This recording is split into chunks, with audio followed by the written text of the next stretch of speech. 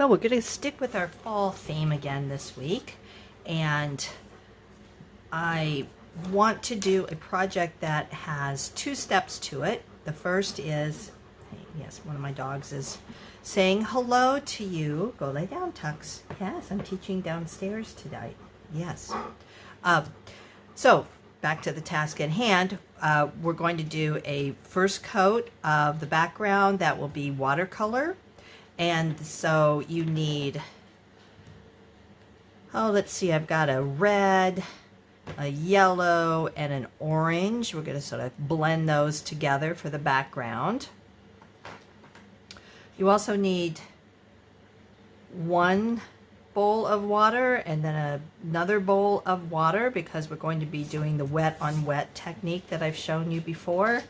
You need a paper plate, some paper toweling, a big brush, and then for the second step we're going to be working with our ultrafine Sharpie.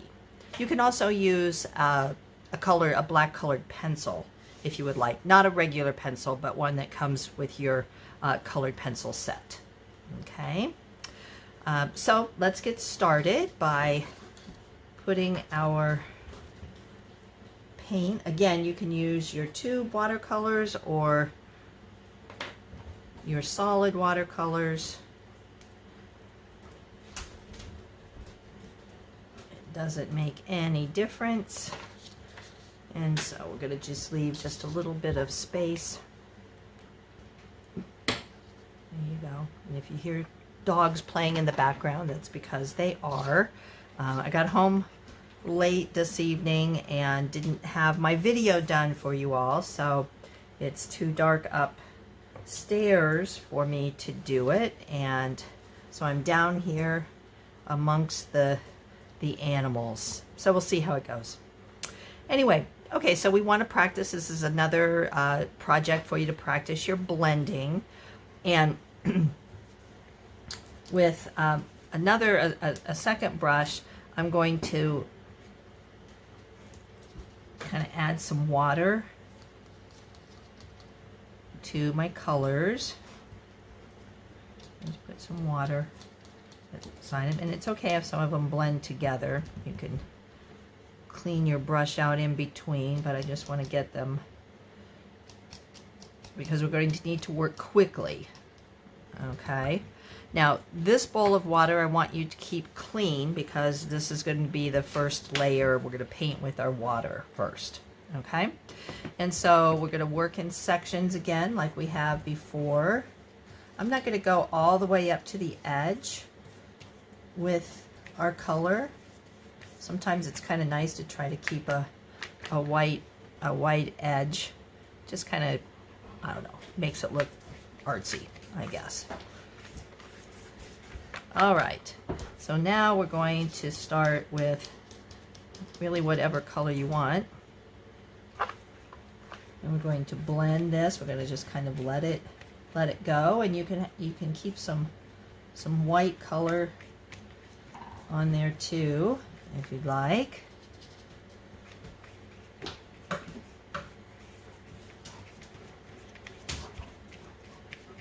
So you can have some little white spaces. Just kind of see where it goes. I'm going to add some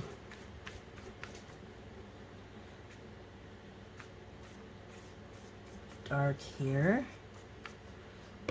Whoops, I was talking and I'll have to get another clean bowl of water. I put it in the wrong one.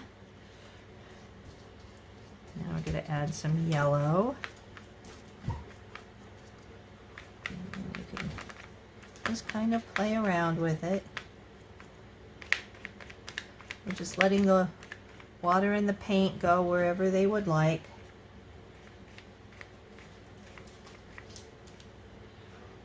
Okay, I'm gonna get my clean water here. I've got a sink right beside me.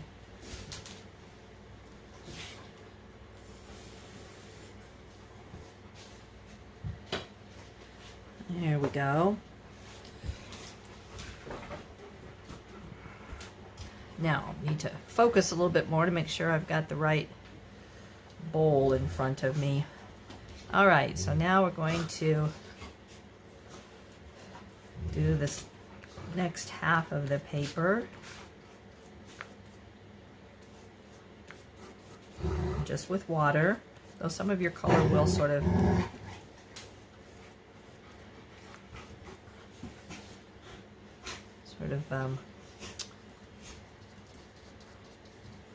blend into that.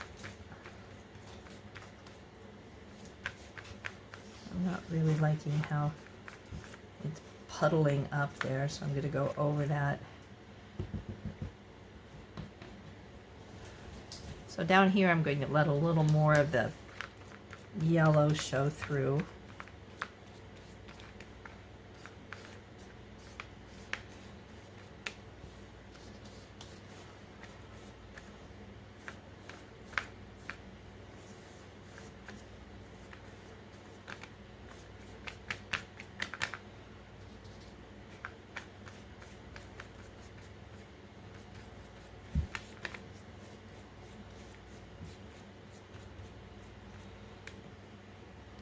And if you want to, you can put a lot of water, and then you can just sort of touch and see where that goes. You can move your paper around if you like. Get some kind of interesting effects.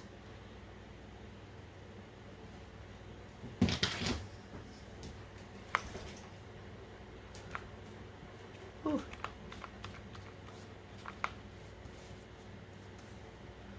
That looks pretty cool. One of the things that you can't really do when you are doing watercolor is have much control over where it goes. But that's okay, that's kind of the magic of it. That's pretty cool right there. I think I'm going to leave that alone. I square off my edge a little bit here. Now, the next thing that you need to do is to dry this. You can air dry it if you want. You can dry it with a hair dryer, but we can't go on to the next step until it is dry. So I'm going to pause the tape and then we'll come back when it is dry and ready to do the next step. Okay, now that your paper is dry, you can pick up, if you want to, you can draw with your pencil first, if you'd like, or if you want to be courageous, you can just go ahead and start with your ultrafine black marker. Okay, so we're going to do shafts of wheat, and so the first thing we want to do is the stems, and we want to make sure that they're kind of naturally curved. Okay, so we're going to have them going, kind of crossing a bit, going in different angles. So we're going to just kind of get the composition going first. We want to fill up our, it's sort of like floral design. We want to make sure that we are filling up our paper in interesting ways. Okay, and then the way that you do the top of the wheat is that you basically do ovals like this, kind of touching all up the stem, and you're going to start getting smaller as you get to the top. Okay, and you can have some of them touching, some of them not.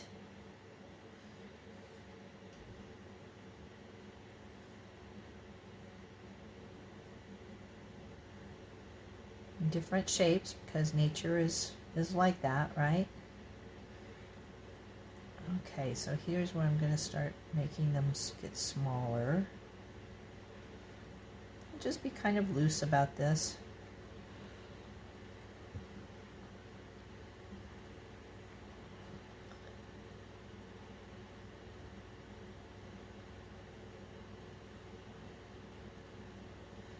and smaller and smaller.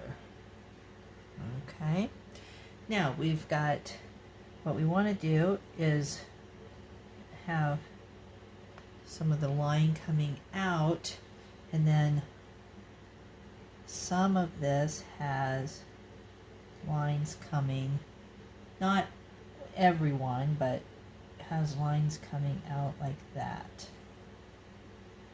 Okay.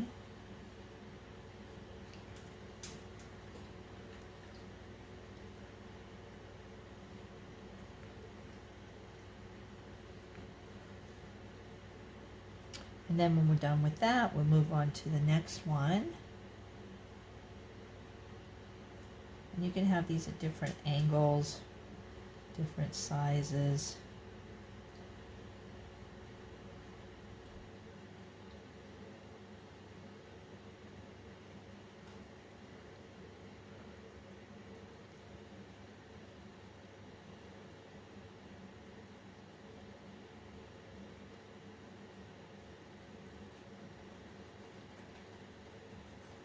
So they could be teardrop, or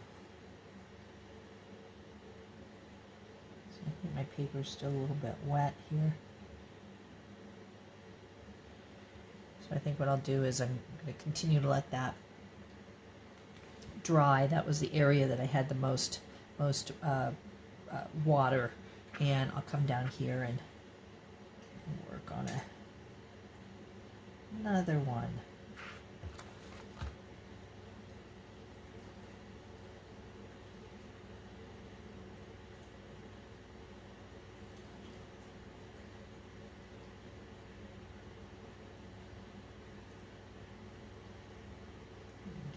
Smaller up at the top, and then we're going to have some coming out. I'm going to have it come out here a little bit.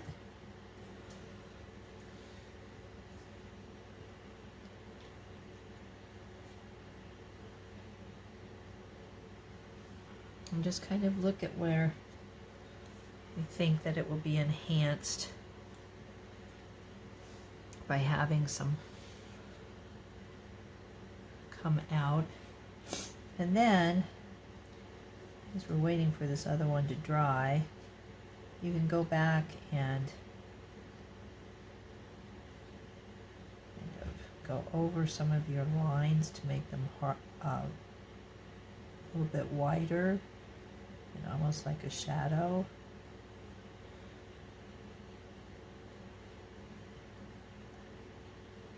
Again, be kind of loose and playful with this.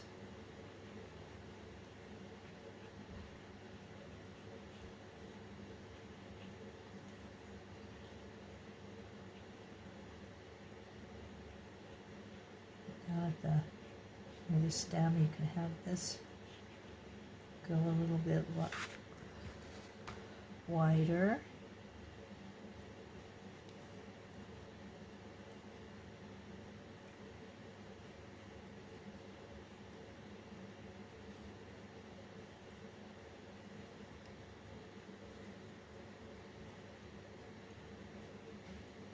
So you're taking it from just the basic shapes to something that's a little more interesting. Don't want to color them in unless you want to, but you just want it to be a little sketchy looking.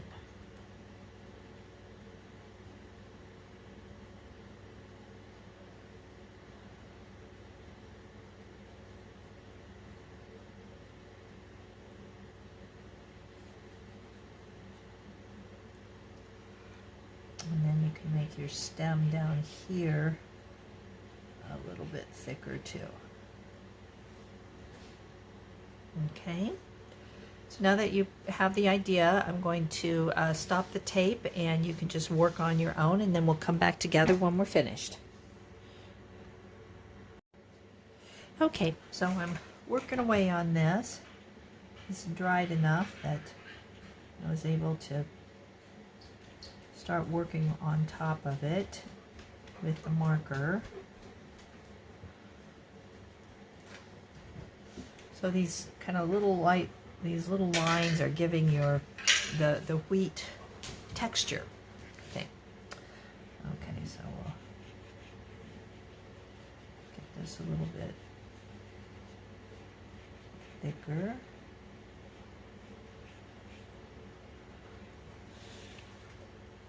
Okay, so I've got this one small one to finish.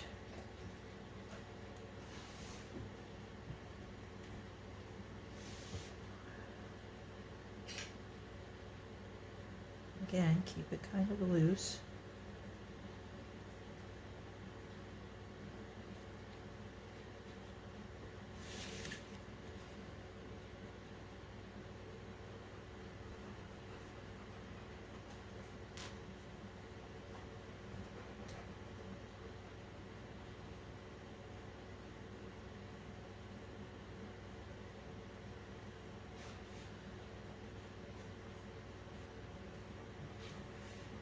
Okay, and you can keep, messing around with it if you want, but this is just very simple, but we're letting the simple shapes and the colors in the background work for us in this composition. Now, if your paper has started wrinkling a little bit, when it is dry, I would recommend putting it under some heavy books for 24 hours to flatten it down. Thank you very much. Bye.